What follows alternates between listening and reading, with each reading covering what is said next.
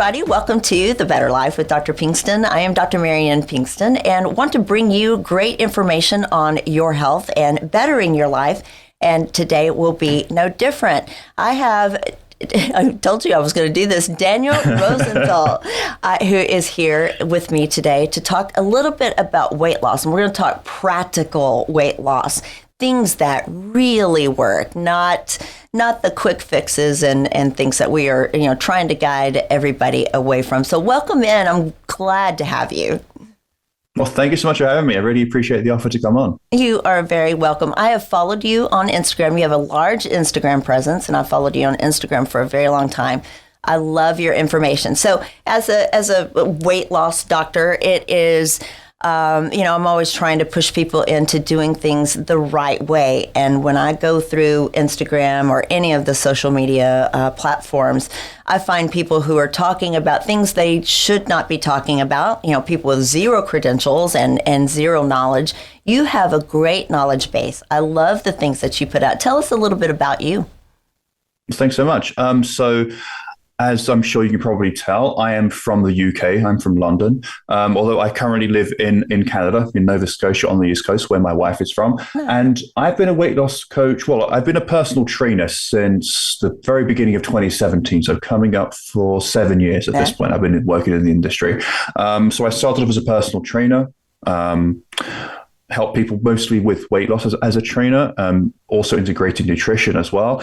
And then as the pandemic hit, living in Toronto, we were one of the most shut down cities in the West, pretty much. So I saw that and I decided to try to take some of my business online. And so I slowly moved from in-person coaching to exclusively online coaching. And I do help people with weight loss. And that is my personal background. So in my early 20s, I'm 38 for reference. In my early 20s, I was not in great shape. I didn't exercise. I didn't eat vegetables or fruit. I smoked 40 cigarettes a day at one point. So I was pretty out of shape. So for me, the key was to stop smoking, which allowed me to then start moving and made me want to then make some changes to my nutrition. I tried all the diets out there before we had the great information that we have now on social media and online, keto, paleo, all that kind of stuff. I went through each and every one. Tried a bunch of different things, some way more sustainable than others, some sustainable for a couple of days at the very most. So I probably lost somewhere around 30 to 40 pounds of body fat, built maybe 20-ish pounds of muscle over the last few years. And now I help my clients with similar kinds of body recomposition.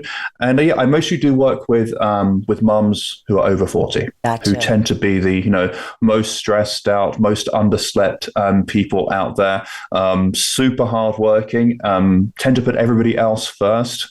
And so I help them to persuade them that they do deserve to be put first sometimes, to make some simple changes and to essentially lose weight in the way that lets them live their life, as well as maintain that weight loss in the long term, because what good is losing 20 pounds if you then regain it within 6 months?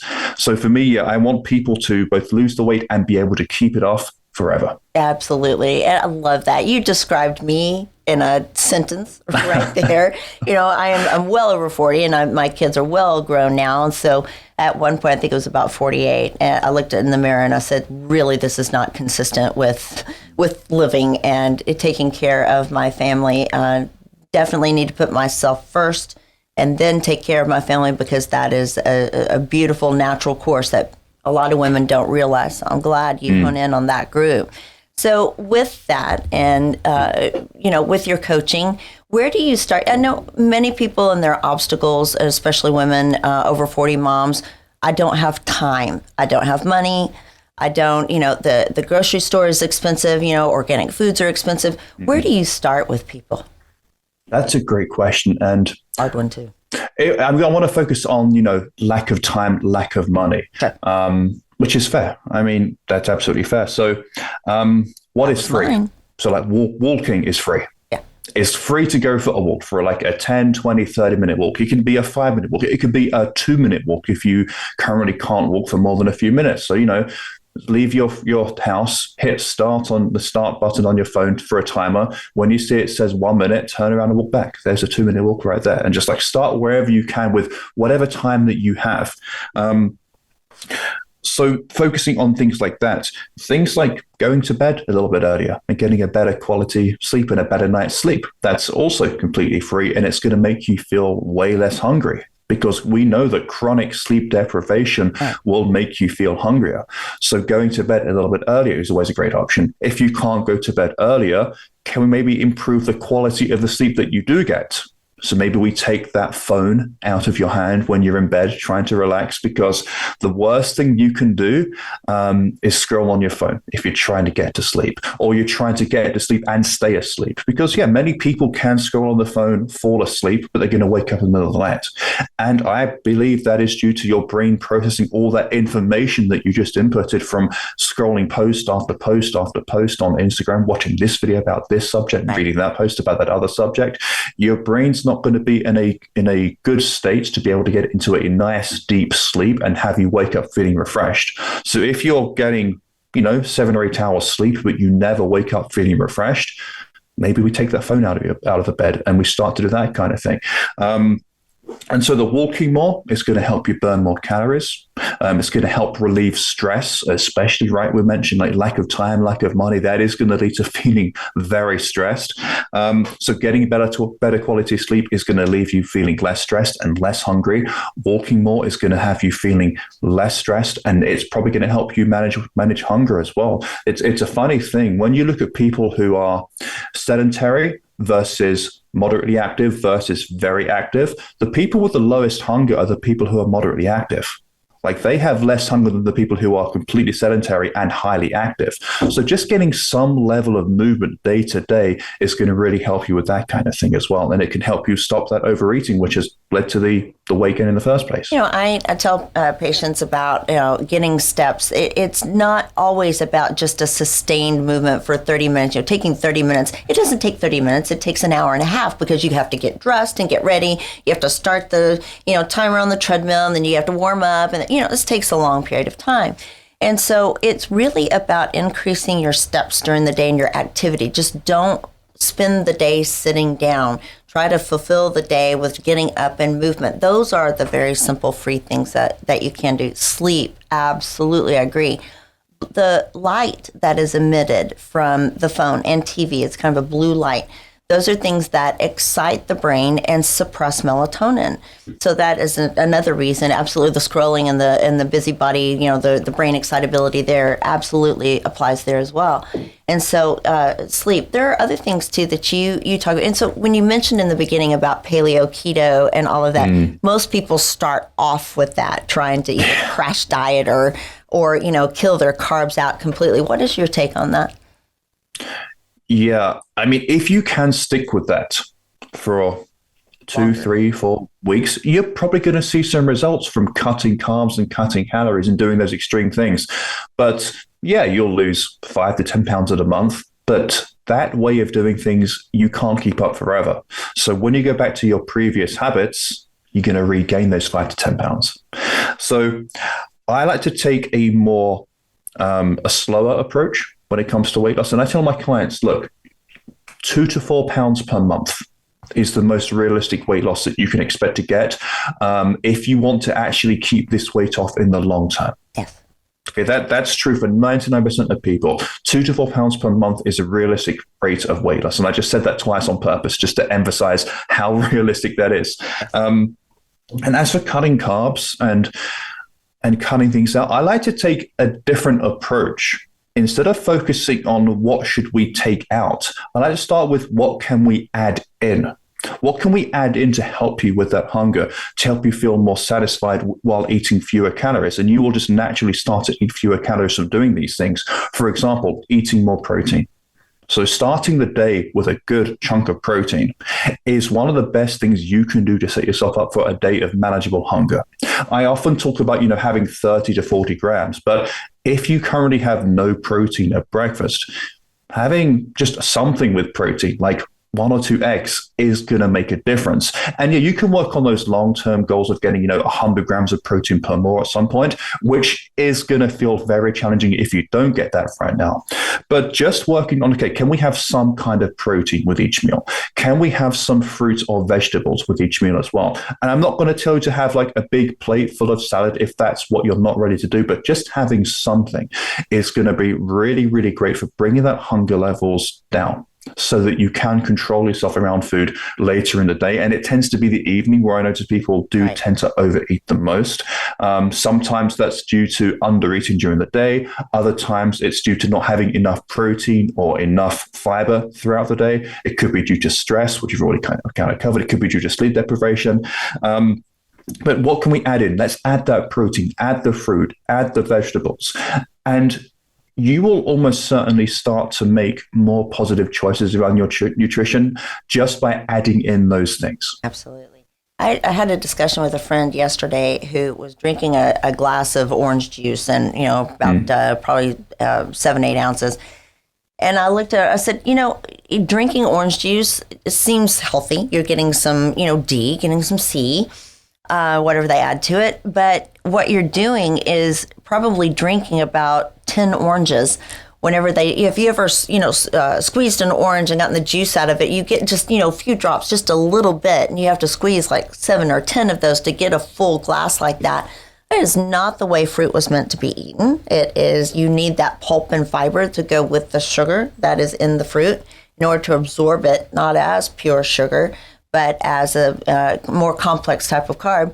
And you're also having about 6 to 7, servings right there of fruit and sugar. So it's, to me, it's drinking liquid sugar. I don't know if people have really thought about that when they juice and whatnot, but talking to people about, serving sizes and in your fruit or, how you eat it really makes a difference as well. So people are adding fruit, as you suggest, adding fruits and vegetables are fantastic, but just be careful about how you add those and make sure that it's a good, appropriate serving size. Do you agree with that?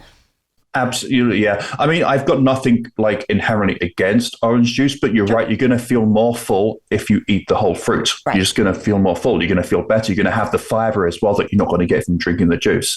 And also, it's probably cheaper if you're shopping at the right places just to eat an orange instead of, buying the big container of orange juice. You're probably going to save some dollars there. Absolutely. And so, you mentioned, night hunger. That's a very big problem for people. I think the hormonal imbalances, cravings, that the sugar industry and the high fructose corn syrup and whatnot did to us, increasing dopamine in our brains and our cravings. What are other ways that people can do to, try to lower that hunger at night? You mentioned some great ways, so I may have run you out of ideas there, but that is a huge, huge problem for people. Yeah, we've already touched on managing stress. Right. And I find that after a long day of work, if you are feeling stress and you've got to then go home and you've got to deal with the kids and you get the kids to bed and you're thinking, oh my God, what a stressful day. I mean, yeah, you're going to reach for something that's high sugar because it's going to make you feel better in the moment. I mean, there's no argument with that. Right. It's just not going to do you any favors in terms of like your long-term health or maybe your weight loss goals.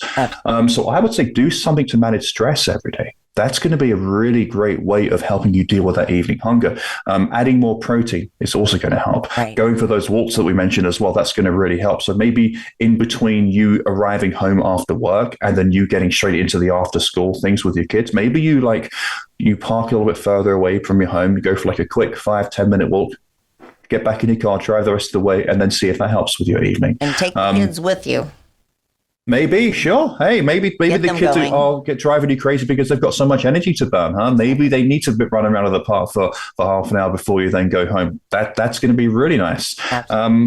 And yeah, like things like making sure that you are eating enough protein, you are getting that fiber as well that we mentioned the other day, that you are sleeping enough and that you're not trying to get by on 5 or 6 hours of sleep. All of those things are going to really help you with that evening hunger. How do you feel about weight training? Weight training, I think if you don't have a manual labor job, all people, whatever your age or gender, need to do some kind of strength training. Right. That should be like a definite thing, especially if you're trying to lose weight. And I don't really if you're like brand new to it, I don't really care what it looks like. I mean, I talk about online about, heavy weights, going to the gym, lifting up those free weights or using the machines. But if you are feeling too intimidated to go to the gym right now, just do some bodyweight stuff at home. Follow some videos at home. It doesn't really matter what you do, just that you are doing something that's weight bearing. Right. But anyway, so the reason we strength train during weight loss especially is because if you don't, you're probably going to lose some muscle. You're probably going to lose some bone density. You're probably going to lose some of that, strength around your connective tissues. And you're generally going to get a little bit more weak and more frail if you are not strength training while you're losing weight. Now, some of that can be somewhat mitigated by eating enough protein, especially the muscle loss part of things. So if you physically are unable to weight train right now, then increasing your protein is probably going to be a good idea. And if you have any kind of medical issue, of course, speak to your doctor first to make sure that they're okay with that. But generally speaking, more protein is going to help with that. But strength training, it's so important while you're losing weight if you want to even vaguely look toned or defined once you have lost the weight. Because if you lose muscle while you're losing weight, you're just going to essentially look like a more deflated version of the look right now. Right. And of course, if your doctor said, hey, you just need to lose 50 pounds for your health, if your doctor said that, then you just do whatever you need to do to lose that weight. But if you're doing it for general health reasons, you don't have any specific medical thing that you're trying to deal with, then you've got to lift the weight so that you do end up getting that toned and defined look once you have lost the weight. Right. But it's not just for weight loss too. I tell people that strength training and weightlifting, this is the same thing. It's a forever habit.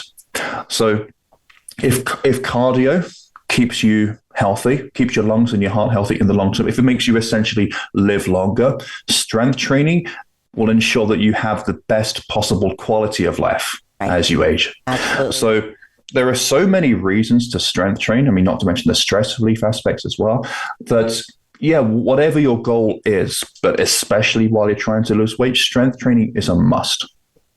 I think it's wonderful, as you mentioned, for bone density, but also people will wait. They'll say, well, I want to lose weight first, and then, I'll start exercising or strength training. It's like, no. That will help you fill in the skin underneath, as you said, and all those, it'll help you lose weight, too, a lot better. Tell people, we've got just a few seconds before we hit the break. Tell people where they can find you. You could find me on Instagram is where I'm most often. So that's Rosentrain is my username. That's ROSENTRAIN. My website is rosentrain.com. I've got a blog there, which I haven't updated in too long, but I'm on Instagram and posting every single day. Yes. So if you want to find me there, you can just go onto Instagram and search me there. Absolutely. And you will find all of his information at drpbetterlife.com. We are going to take a short break and come right back and talk more.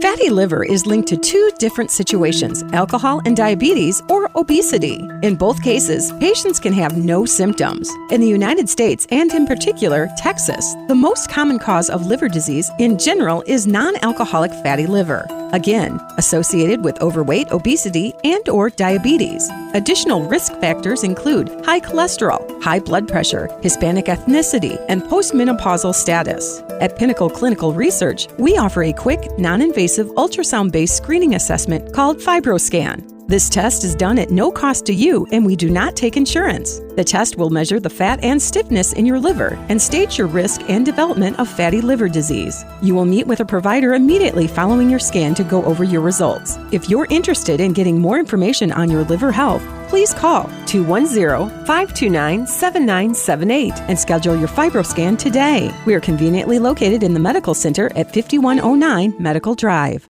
Depression, anxiety, low energy, weakness, these are just some symptoms of low B12 levels. And the absorbable B12 folate supplement that's helping people declare victory over depression symptoms is De Novo Plus B12 by Magna Pharmaceuticals. Patients with symptoms of depression often exhibit low levels of folate and vitamin B12. The human body needs sufficient folate intake to produce the essential neurotransmitters serotonin, dopamine, and norepinephrine. These neurotransmitters alleviate feelings of sadness anxiety, and gloom. What makes De Novo Plus B12 so successful? De Novo Plus B12 contains readily absorbable folate and B12. That means it's more successful at correcting the root cause of your deficiency, not just the symptoms. Whether you are suffering with low energy, depression, fatigue, or anxiety, you owe it to yourself to learn more at magnaweb.com. That's magnaweb.com. Please let us know at checkout that you heard about De Novo Plus B12 on The Better Life with Dr. Pinkston. Welcome back, everybody. This is Dr. Marianne Pinkston, and I was talking with Daniel Rosenthal today on who has been on Instagram and somebody I have followed. I love your weight loss ideas and your guidance, trying to take out the quick notion that we can just, drop weight quickly. I want to lose 60 pounds in, 2 months before my daughter's wedding type of thing. So trying to avoid that. I do want to say really quickly, though, before we take the break, I did not mention my wonderful sponsors for Pinnacle Research, pinnacleresearch.com for your free FibroScan. Fatty liver is a huge issue in South Texas, and people can go get a free FibroScan at pinnacleresearch.com. And Magna Pharmaceuticals, I work a lot with patients on vitamin B levels and methylfolate and whatnot. So magnaweb.com is where I send people to get some great resources there. So we were going to talk a little bit about the myths of weight loss or the myths of being healthy. And so what are your top myths that you like to burst with people? Well, we were just talking about strength training and how important that is for weight loss. And it's still a myth. It's somewhat less pervasive now, but there is still a strong myth that lifting weights will make people bulky. Right. Specifically, women seem to be a lot more scared of it than men about getting bulky. It's really, really hard to build a significant amount of muscle. It's really hard, especially if you're a woman and you just have less testosterone than us guys do. Right. And even especially if you're over 40, because it just takes longer when you're over 40 to build muscle. And if somebody does become bulky as a result of lifting weights, it's 99.999% of the time, it's intentional. Right. So they were doing it for a specific goal to get bigger. So if you see a woman with big muscles, she trained for years and years and years and years to specifically get that look. Right. Also, if you do spend a year lifting weights and you end up looking bigger and you didn't want that result, it wasn't because of the strength training. It was because your nutrition wasn't on point. But if you are eating fewer calories than you burn and you're lifting weights, you'll build 2 to 6 or so pounds of muscle over the course of a couple of months. And the number on the scale may not change very much, but as long as your clothes are fitting better and you're losing inches, you are losing fat. But after that, there is only so long that you can build muscle with strength training while eating in a calorie deficit. Right.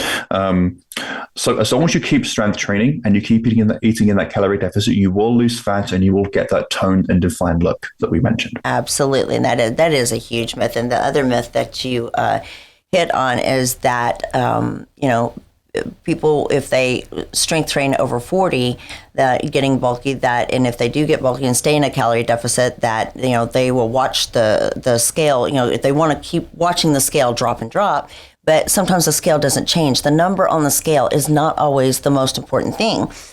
Losing inches and, looking better and feeling better is definitely the goal. It's not always about just watching the scale drop. Sometimes that can be a deficit of losing muscle and not fat, which is very common in a lot of these fad diets and things that people ask me for, medications and whatnot to, hasten and hurry up their weight loss. That oftentimes they're losing muscle, and that will slow your metabolism down over time. That's a good one.